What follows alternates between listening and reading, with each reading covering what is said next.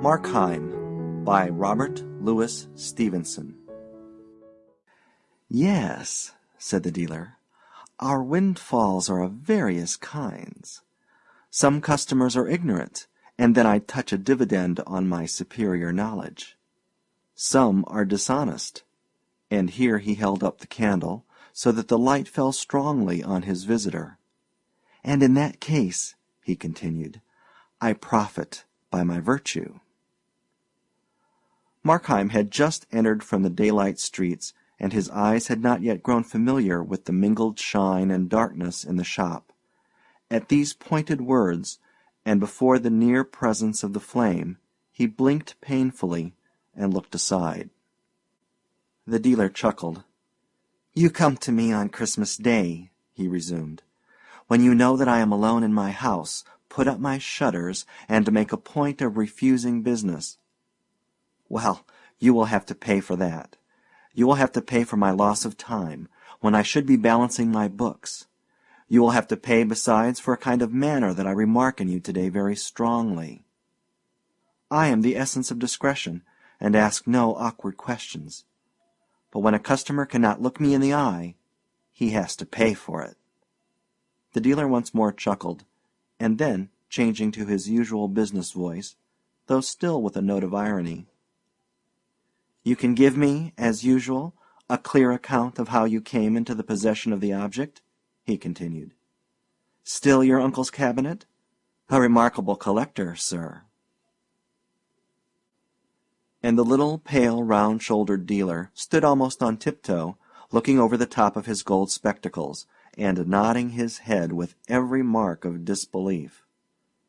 Markheim returned his gaze with one of infinite pity and a touch of horror. "This time," said he, "you are in error. I have not come to sell, but to buy. I have no curios to dispose of. My uncle's cabinet is bare to the wainscot. Even were it still intact, I have done well on the stock exchange, and should more likely add to it than otherwise, and my errand today is simplicity itself. I seek a Christmas present for a lady," he continued, waxing more fluent as he struck into the speech he had prepared. "And certainly I owe you every excuse for this disturbing you upon so small a matter. But the thing was neglected yesterday. I must produce my little compliment at dinner, and, as you very well know, a rich marriage is not a thing to be neglected." There followed a pause during which the dealer seemed to weigh this statement incredulously. The ticking of many clocks among the curious lumber of the shop, and the faint rushing of the cabs in a near thoroughfare, filled up the interval of silence. "Well, sir," said the dealer, "be it so. You are an old customer after all, and if, as you say, you have the chance of a good marriage, far be it from me to be an obstacle. Here is a nice thing for a lady now," he went on. "This hand-glass, 15th century, warranted. Comes from a good collection, too, but I reserve the name, in the interests of my customer, who was just like yourself, my dear sir, the nephew and sole heir of a remarkable collector." The dealer, while he thus ran on in his dry and biting voice, had stooped to take the object from its place, and, as he had done so, a shock had passed through Markheim, a start both of hand and foot, a sudden leap of many tumultuous passions to the face. It passed as swiftly as it came, and left no trace beyond a certain trembling of the hand that now received the glass. "A glass?" he said hoarsely, and then paused and repeated it more clearly. "A glass? For Christmas? Surely not." "And why not?" cried the dealer. "Why not a glass?" Markheim was looking upon him with an indefinable expression. "You ask me why not?" he said. "Why, look here, look in it, look at yourself. Do you like to see it? No, nor I, nor any man." The little man had jumped back when Markheim had so suddenly confronted him with the mirror, but now, perceiving there was nothing worse on hand, he chuckled. "Your future lady, sir, must be pretty hard favored," said he. "I ask you," said Markheim, "for a Christmas present, and you give me this damned reminder of years, and sins, and follies, this hand conscience? Did you mean it? Had you a thought in your mind? Tell me. It will be better for you if you do. Come, tell me about yourself. I hazard a guess now that you are in secret a very charitable man?" The dealer looked closely at his companion. It was very odd. Markheim did not appear to be laughing, yet there was something in his face like an eager sparkle of hope, but nothing of mirth. "What are you driving at?" the dealer asked. "Not charitable?" returned the other gloomily. "Not charitable, not pious, not scrupulous, unloving, unbeloved. A hand to get money, a safe to keep it. Is that all? Dear God, man, is that all?" "I will tell you what it is," began the dealer with some sharpness, and then broke off again into a chuckle. "But I see this is a love match of yours, and you have been drinking the lady's health." "Ah!" cried Markheim with a strange curiosity. "Ah! Have you been in love? Tell me about that." "I?" cried the dealer. "I in love? I never had the time, nor have I the time today for all this nonsense. Will you take the glass?" "Where is the hurry?" returned Markheim. "It is very pleasant to stand here talking, and life is so short and insecure that I would not hurry away from any pleasure, no, not even from so mild a one as this. We should rather cling to what little we can get, like a man at a cliff's edge. Every second is a cliff if you think upon it, a cliff a mile high, high enough, if we fall, to dash us out of every feature of humanity. Hence it is best to talk pleasantly. Let us talk of each other. Why should we wear this mask? Let us be confidential. Who knows? We might become friends." "I have just one word to say to you," said the dealer. "Either make your purchase or walk out of my shop." "True, true," said Markheim. "Enough fooling. To business. Show me something else." The dealer stooped once more, this time to replace the glass upon the shelf, his thin blond hair falling over his eyes as he did so. Markheim moved a little nearer, with one hand in the pocket of his greatcoat. He drew himself up and filled his lungs. At the same time many different emotions were depicted together on his face: terror, horror, and resolve, fascination and a physical repulsion, and through a haggard lift of his upper lip his teeth looked out. "This perhaps may suit," observed the dealer. And then, as he began to re-arise, Markheim bounded from behind upon his victim. The long, skewer-like dagger flashed and fell. The dealer struggled like a hen, striking his temple on the shelf, and then tumbled on the floor in a heap. Time had some score of small voices in that shop, some stately and slow as was becoming to their great age, others garrulous and hurried. All these told out the seconds in an intricate chorus of tickings. Then the passage of a lad's feet, heavily running on the pavement, broke in upon these smaller voices and startled Markheim into the consciousness of his surroundings. He looked about him awfully. The candle stood on the counter, its flame solemnly wagging in a draught. And by that inconsiderable movement the whole room was filled with noiseless bustle, and kept heaving like a sea. The tall shadows nodding, the gross blots of darkness swelling and dwindling as with respiration, the faces of the portraits and the china gods changing and wavering like images in water. The inner door stood ajar, and peered into that leaguer of shadows with a long slit of daylight like a pointing finger. From these fear-stricken rovings, Markheim's eyes returned to the body of his victim, where it lay, both humped and sprawling, incredibly small and strangely meaner than in life. In these poor, miserly clothes, in that ungainly attitude, the dealer lay like so much sawdust. Markheim had feared to see it, and lo, it was nothing. And yet, as he gazed, this bundle of old clothes and pool of blood began to find eloquent voices. There it must lie, There was none to work the cunning hinges or direct the miracle of locomotion. There it must lie till it was found. Found! Aye, and then? Then would this dead flesh lift up a cry that would ring over England, and fill the world with the echoes of pursuit. Aye, dead or not, this was still the enemy. Time was that when the brains were out, he thought. And the first word struck into his mind. Time. Now that the deed was accomplished, time, which had closed for the victim, had become instant and momentous for the slayer. The thought was yet in his mind when, first one and then another, with every variety of pace and voice, one deep as the bell from a cathedral turret, another ringing on its treble notes the prelude of a waltz, the clocks began to strike the hour of 3 in the afternoon. The sudden outbreak of so many tongues in that dumb chamber staggered him.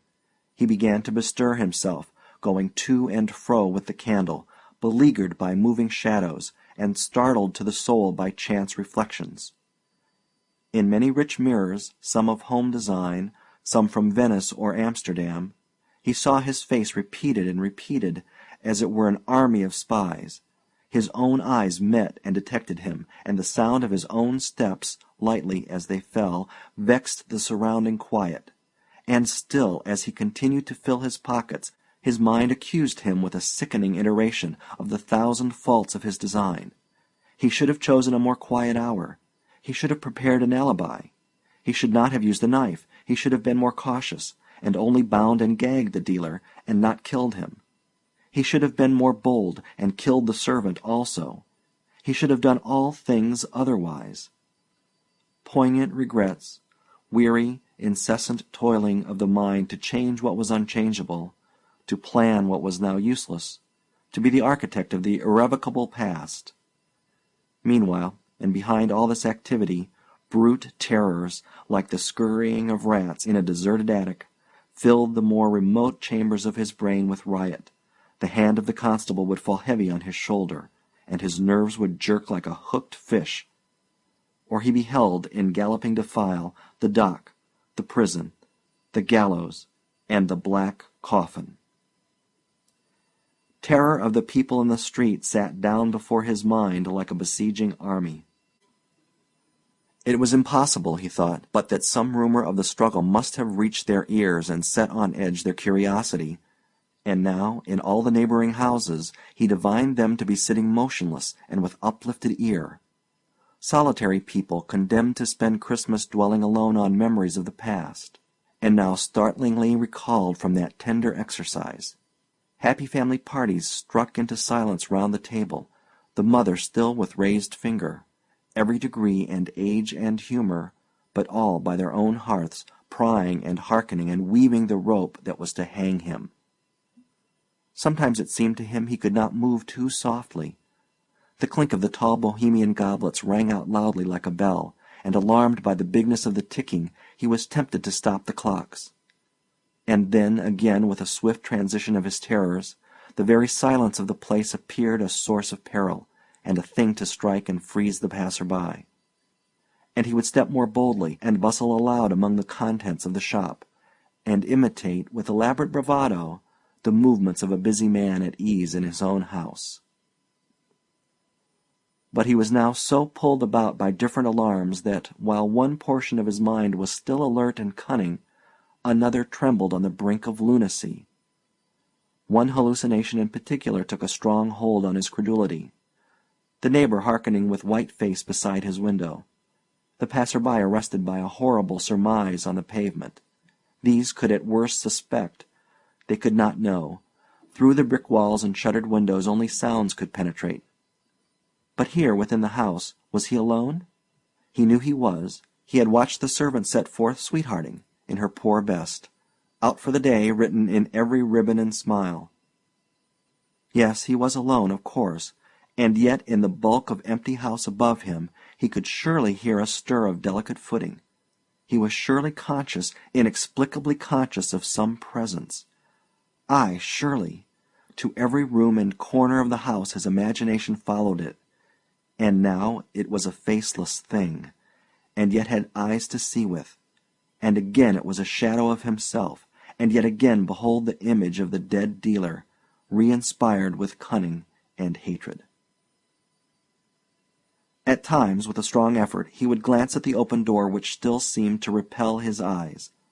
The house was tall, the skylight small and dirty, the day blind with fog, and the light that filtered down to the ground story was exceedingly faint and showed dimly on the threshold of the shop.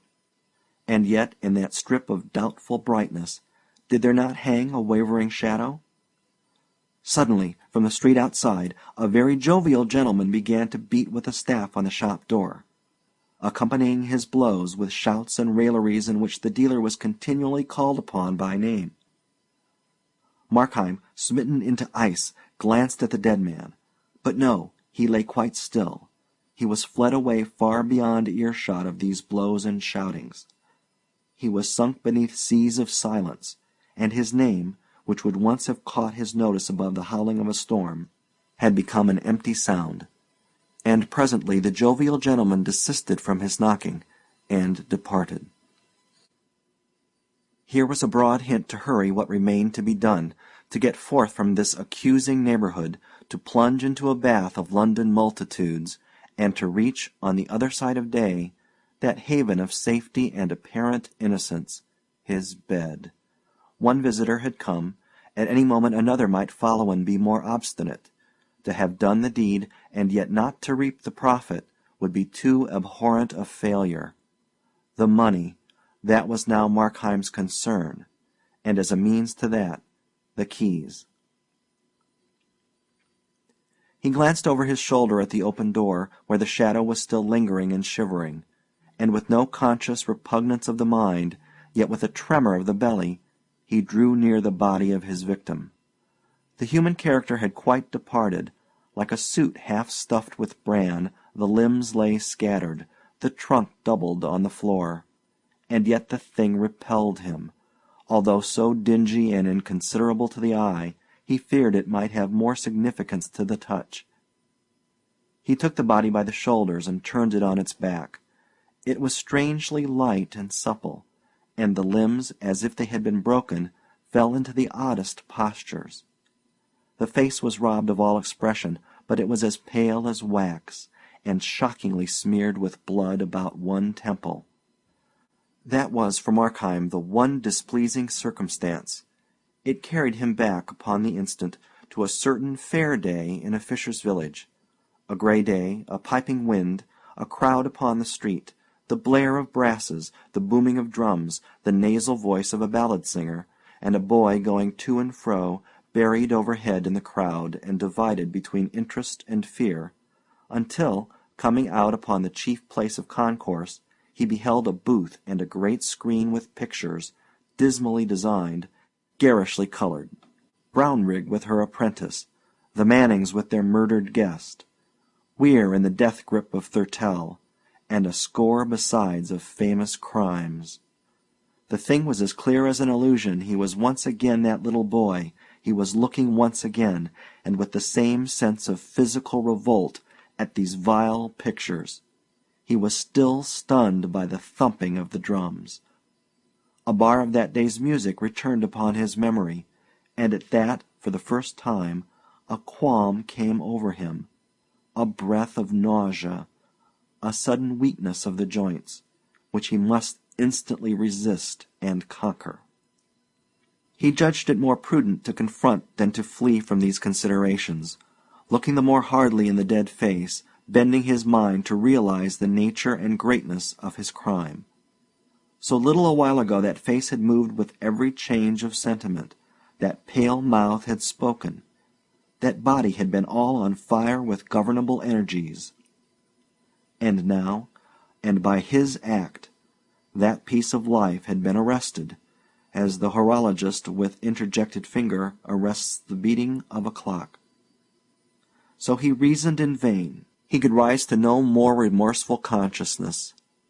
The same heart which had shuddered before the painted effigies of crime looked on its reality unmoved.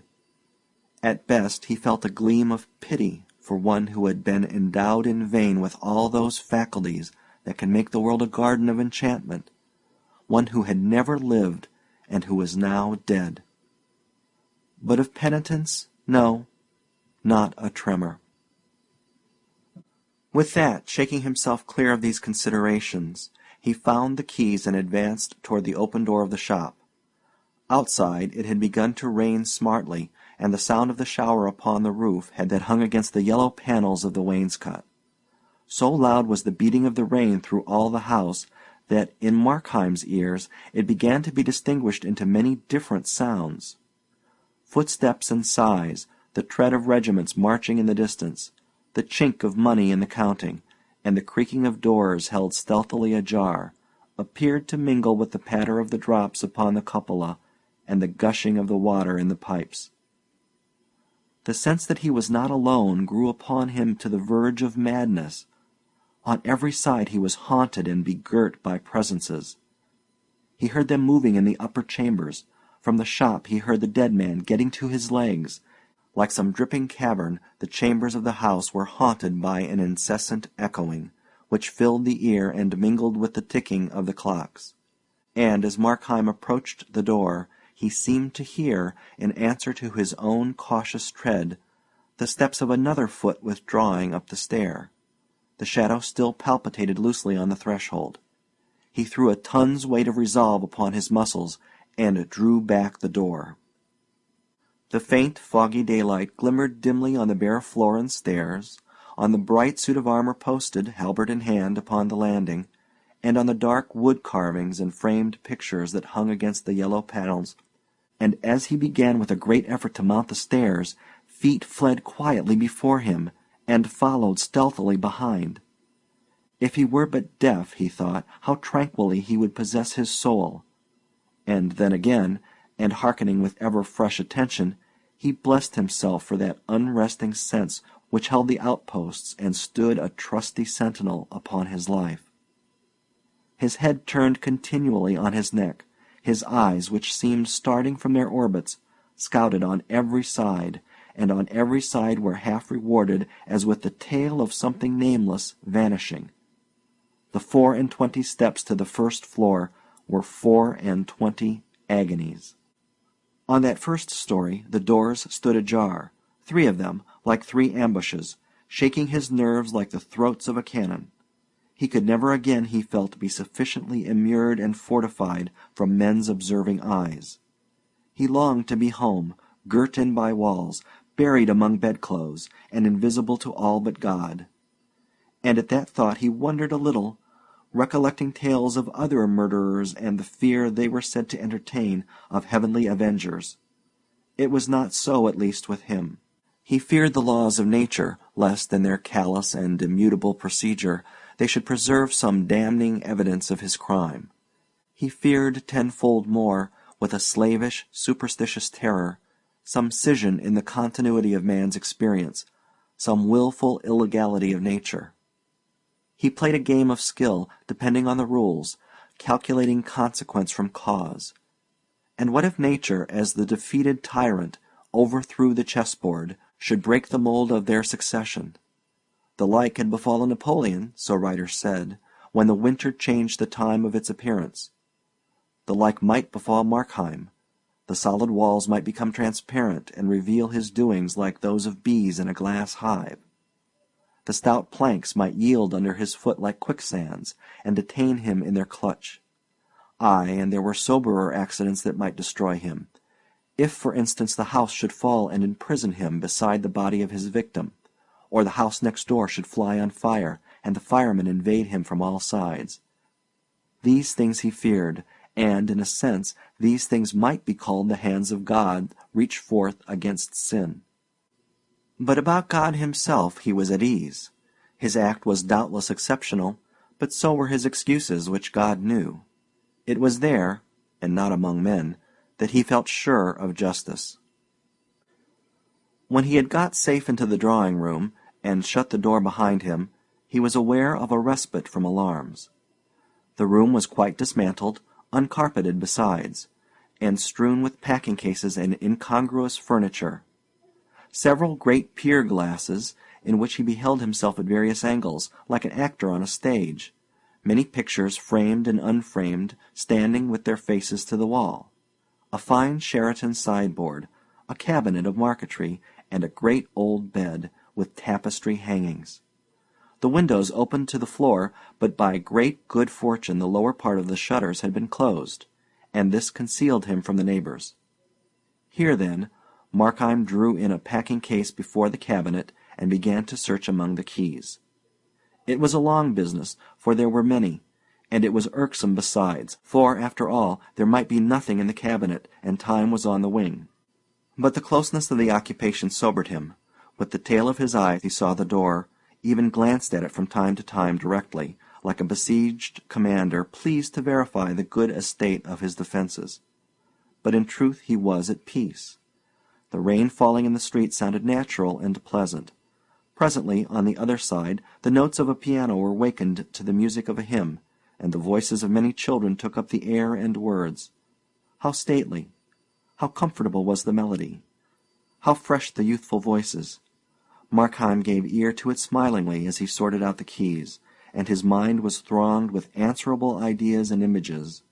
Church-going children, and the pealing of the high organ. Children afield, bathers by the brookside, ramblers on the brambly common, kite-flyers in the windy and cloud-navigated sky. And then, at another cadence of the hymn, back again to church, and the somnolence of summer Sundays, and the high genteel voice of the parson, which he smiled a little to recall, and the painted Jacobean tombs, and the dim lettering of the 10 Commandments in the chancel. And as he sat thus, at once busy and absent, he was startled to his feet. A flash of ice, a flash of fire, a bursting gush of blood went over him, and then he stood transfixed and thrilling. A step mounted the stair slowly and steadily, and presently a hand was laid upon the knob, and the dim lettering of the 10 Commandments in the chancel. And the lock clicked, and the door opened. Fear held Markheim in a vice. What to expect he knew not, whether the dead man walking, or the official ministers of human justice, or some chance witness blindly stumbling in to consign him to the gallows. But when a face was thrust into the aperture, glancing round the room, looked at him, nodded and smiled as if in friendly recognition, and then withdrew again, and the door closed behind it, his fear broke loose from his control in a hoarse cry. At the sound of this, the visitant returned. "Did you call me?" he asked pleasantly, and with that he entered the room and closed the door behind him. Markheim stood and gazed at him with all his eyes. Perhaps there was a film upon his sight, but the outlines of the newcomer seemed to change and waver like those of the idols in the wavering candlelight of the shop. And at times he thought he knew him, and at times he thought he bore a likeness to himself. And always, like a lump of living terror, there laid in his bosom the conviction that this thing was not of the earth, and not of God. And yet the creature had a strange air of the commonplace, as he stood looking on Markheim with a smile, and when he added, "You are looking for the money, I believe," it was in the tones of everyday politeness. Markheim made no answer. "I should warn you," resumed the other, "that the maid has left her sweetheart earlier than usual, and will soon be here. If Mr. Markheim be found in this house, I need not describe to him the consequences." "You know me?" cried the murderer. The visitor smiled. "You have long been a favorite of mine," he said, "and I have long observed and often sought to help you." "What are you?" cried Markheim. "The devil?" "What I may be," returned the other, "cannot affect the service I propose to render you." "It can," cried Markheim. "It does. Be helped by you? No, never. Not by you. You do not know me yet. Thank God, you do not know me." "I know you," replied the visitant, with a sort of kind severity, or rather firmness. "I know you to the soul." "Know me?" cried Markheim. "Who can do so? My life is but a travesty and slander on myself. I have lived to belie my nature. All men do. All men are better than this disguise that grows about and stifles them. You see each dragged away by life, like one whom bravos have seized and muffled in a cloak. If they had their own control, if you could see their faces, they would be altogether different. They would shine out for heroes and saints. I am worse than most. Myself is more overlaid. My excuse is known to me and God, but had I the time, I could disclose myself. To me? Inquired the visitant. To you before all, returned the murderer. I supposed you were intelligent. I thought, since you exist, you would prove a reader of the heart. And yet you would propose to judge me by my acts? Think of it, my acts. I was born and I have lived in a land of giants. Giants have dragged me by the wrists since I was born out of my mother. The giants of circumstance. And you would judge me by my acts? But can you not look within? Can you not understand that evil is hateful to me? Can you not see within me the clear writing of conscience, never blurred by any wilful sophistry, although too often disregarded? Can you not read me for a thing that surely must be common as humanity, the unwilling sinner? All this is very feelingly expressed, was the reply, but it regards me not. These points of consistency are beyond my province, and I care not in the least by what compulsion you may have been dragged away, so as you are but carried in the right direction. But time flies, the servant delays, looking in the faces of the crowd and at the pictures on the hoardings, but still she keeps moving nearer, and remember, it is as if the gallows itself was striding towards you through the Christmas streets. Shall I help you? I, who know all? Shall I tell you where to find the money? For what price? Asked Markheim. I offer you the service for a Christmas gift, returned the other. Markheim could not refrain from smiling with a kind of bitter triumph.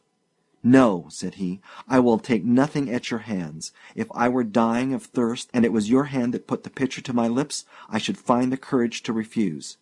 It may be credulous, but I will do nothing to commit myself to evil. I have no objection to a death-bed repentance, observed the visitant. Because you disbelieve their efficacy? Markheim cried. I do not say so, returned the other, but I look on these things from a different side, and when the life is done my interest falls. The man has lived to serve me, to spread black looks under color of religion, or to sow tares in the wheat field, as you do in a course of weak compliance with desire. Now that he draws so near to his deliverance, he can add but one act of service, to repent, to die smiling, and thus build up in confidence and hope the more timorous of my surviving followers. I am not so hard a master. Try me. Accept my help. Please yourself in life as you have done hitherto. Please yourself more amply. Spread your elbows at the board, and when the night begins to fall and the curtains to be drawn, I tell you for your greater comfort that you will find it even easy to compound your quarrel with your conscience, and to make a truckling peace with God. I came but now from such a deathbed, and the room was full of sincere mourners, listening to the man's last words, and when I looked into that face, which had been set as a flint against mercy, I found it smiling with hope. And do you then suppose me such a creature? Asked Markheim. Do you think I have no more generous aspirations than to sin and sin and sin and at last sneak into heaven? My heart rises at the thought. Is this then your experience of mankind? Or is it because you find me with red hands that you presume such baseness? And is this crime of murder indeed so impious as to dry up the very springs of good? Murder is to me no special category, replied the other. All sins are murder, even as all life is war. I behold your race like starving mariners on a raft, plucking crusts out of the hands of famine and feeding on each other's lives. I follow sins beyond the moment of their acting. I find in all that the last consequence is death. And to my eyes the pretty maid who thwarts her mother with such taking graces on a question of a ball drips no less visibly with human gore than such a murderer as yourself. Do I say that I follow sins? I follow virtues also. They differ not by the thickness of a nail. They are both scythes for the reaping angel of death. Evil, for which I live, consists not in action, but in character. The bad man is dear to me, not the bad act, whose fruits, if we could follow them far enough down the hurtling cataract of the ages, might yet be found more blessed than those of the rarest virtues. And it is not because you have killed a dealer, but because you are Markheim, that I offer to forward your escape. I will lay my heart open to you, answered Markheim. This crime on which you find me is my last. On my way to it I have learned many lessons. Itself is a lesson, a momentous lesson. Hitherto I have been driven with revolt to what I would not. I was a bond-slave to poverty, driven and scourged. There are robust virtues that can stand in these temptations. Mine was not so. I had a thirst for pleasure. But today, and out of this deed, I pluck both warning and riches, both the power and a fresh resolve to be myself. I become in all things a free actor in the world. I begin to see myself all changed, these hands the agents of good, this heart at peace. Something comes over me out of the past, something of what I have dreamed on Sabbath evenings to the sound of the church organ, of what I forecast when I shed tears over noble books, or talked, an innocent child, with my mother. There lies my life. I have wandered a few years, but now I see once more my city of destination. You are to use this money on the stock exchange, I think, remarked the visitor.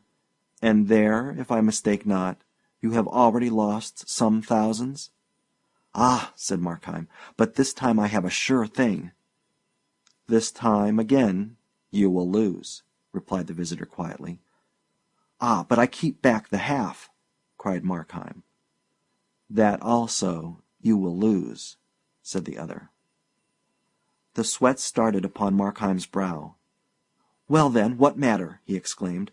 Say it be lost. Say I am plunged again in poverty. Shall one part of me, and that the worst, continue until the end to override the better? Evil and good run strong in me, hailing me both ways. I do not love the one thing, I love all.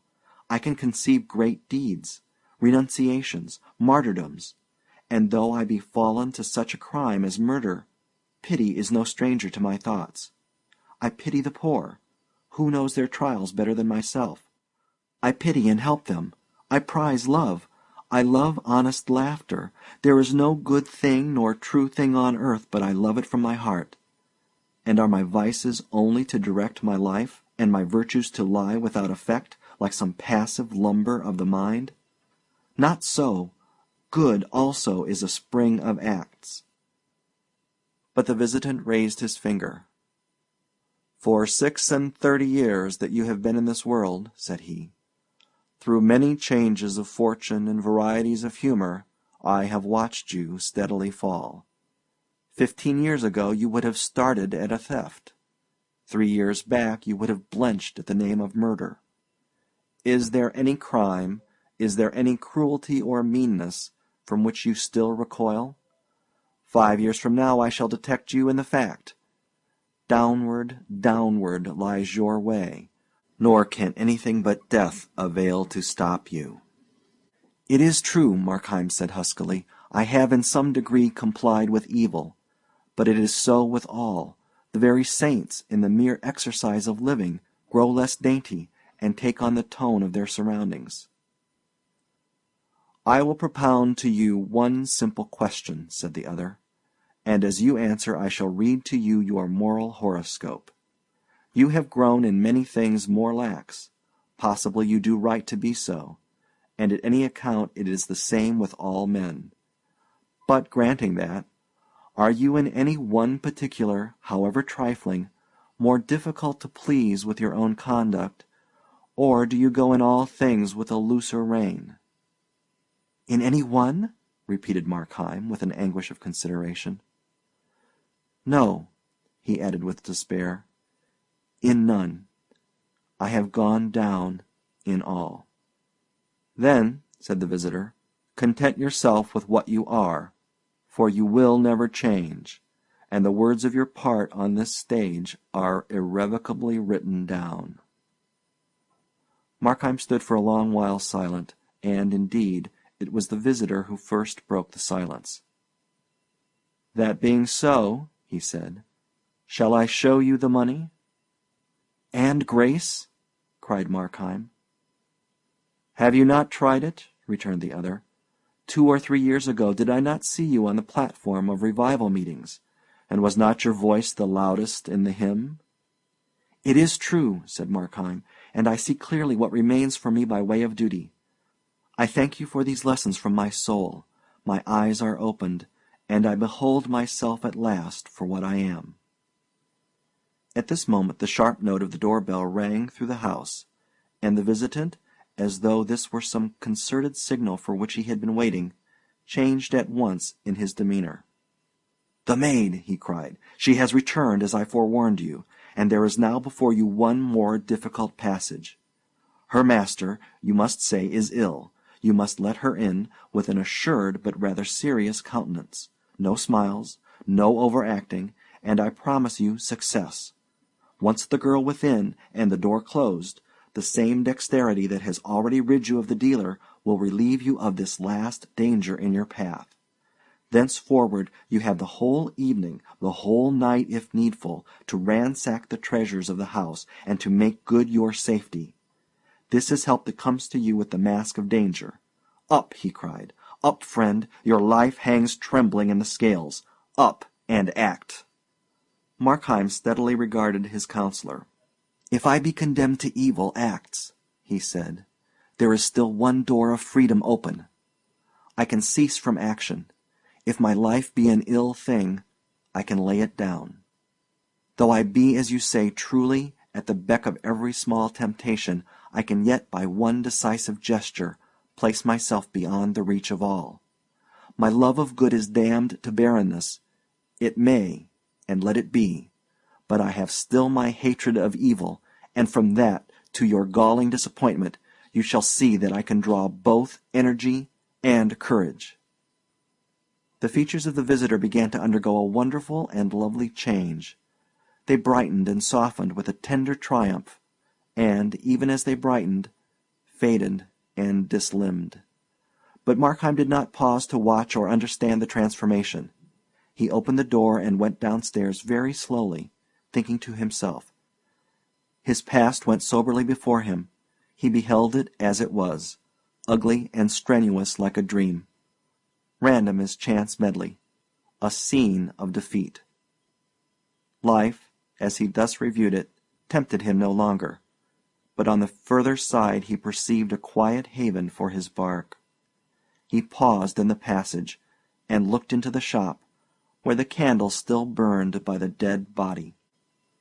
It was strangely silent. Thoughts of the dealer swarmed into his mind as he stood gazing. And then the bell once more broke out into impatient clamor. He confronted the maid upon the threshold with something like a smile. "You had better go for the police," said he. "I have killed your master."